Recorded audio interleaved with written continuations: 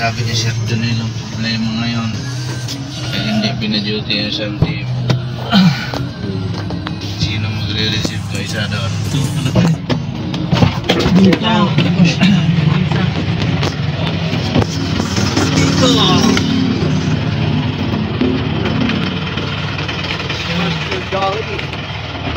Dito ba tayo?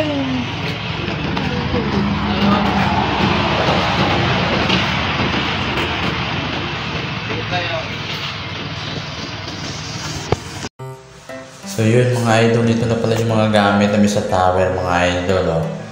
Yun, ini-check na ni Tatang, no? Kung magkulang ba yung delivery. Baka nagkulang. Kailangan kasi i-check namin yan. Basta-basta na kukunin lang namin yan sa delivery. Baka kami ang hanapan sa kumpanya, di ba?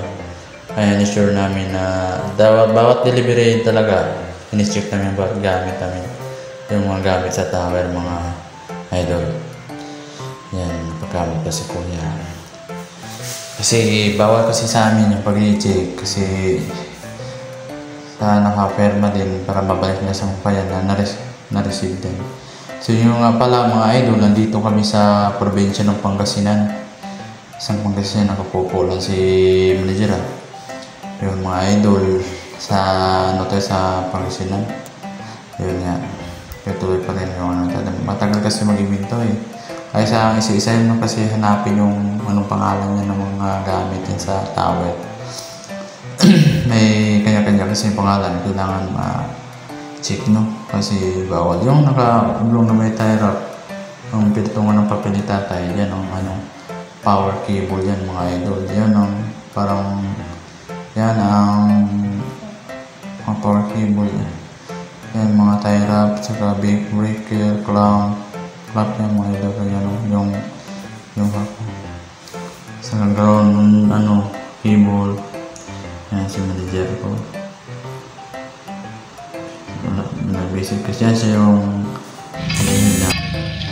so yun mga idol, di pa kami makapasok sa loob kasi wala pang susi, no? Standby muna kami ngayon. Diyan nga yung delivery pero na-receive na.